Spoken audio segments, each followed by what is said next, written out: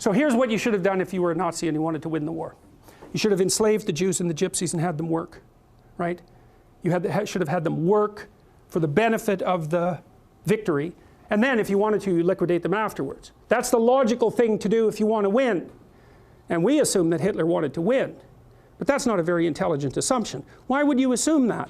He wasn't exactly a good guy. So why should we assume that he was aiming at the good that he was promoting, even in his own terms, right? The glorious, everlasting Third Reich, right? That'll rule for 1,000 years and be a bastion of civilization and music, because that's the sort of thing he purported to be interested in.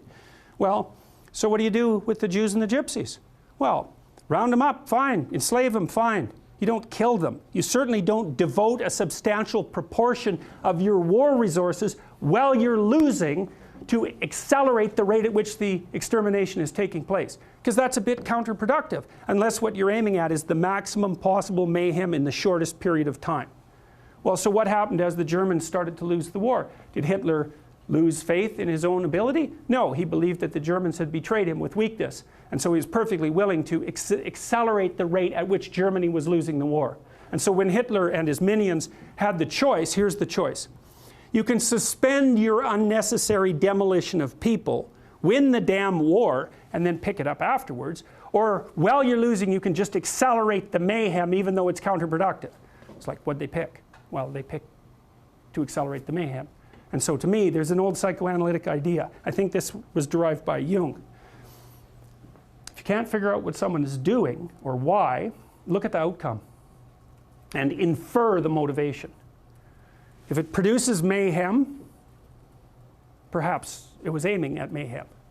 Now, you have to use that dictum carefully. If someone's irritating you, maybe it's because you're irritable and you should sort yourself out, but maybe it's because they're actually aiming at irritating you.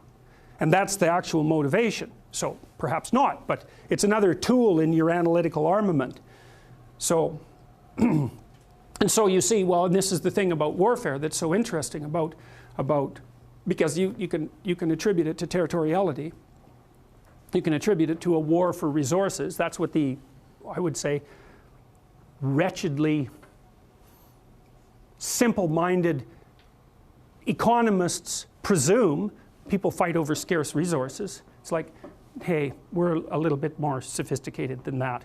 And first of all, what resources are you talking about? The bloody Inuit had nothing. They lived perfectly well. What did they have? Snow and seal blubber. People can live in unbelievably deprived conditions. And so the idea that there are natural resources that we fight over because there's a shortage of them is a pretty oversimplified view of human beings. It's like, well, why do people fight? Well, maybe they fight sometimes for good reasons. But very, very frequently they fight for bad reasons. And those bad reasons are personal as well as sociocultural and economic. If you were a Nazi prison guard, for example, whatever pathologies you were carrying around in your destructive little soul, whatever element of Cain was deeply embedded in you, had the opportunity to be manifest fully at every moment of your waking existence, right? You had these people who were completely beholden to you with no rights whatsoever, to whom you could do whatever your evil little heart determined. You think, well, maybe that was a motivation for putting them there to begin with. And all the cover story about, well, we're trying to build the Third Reich and we're trying to stabilize the state and we're trying to do all these good things. Maybe that's just a cover story for the real motivation, which is nothing but what? The construction of death camps that killed 6 million people. How about that? And the obliteration of 120 million people on the planet, and the leaving of Europe in ruins. Maybe that was the motivation. Or are we going to attribute to Hitler the highest possible motives? Say, no, it's an archetypal manifestation of Cain. Now, he's going to put up a front that says, well, I'm your savior. It's like, well, destructive people think that Cain is their savior.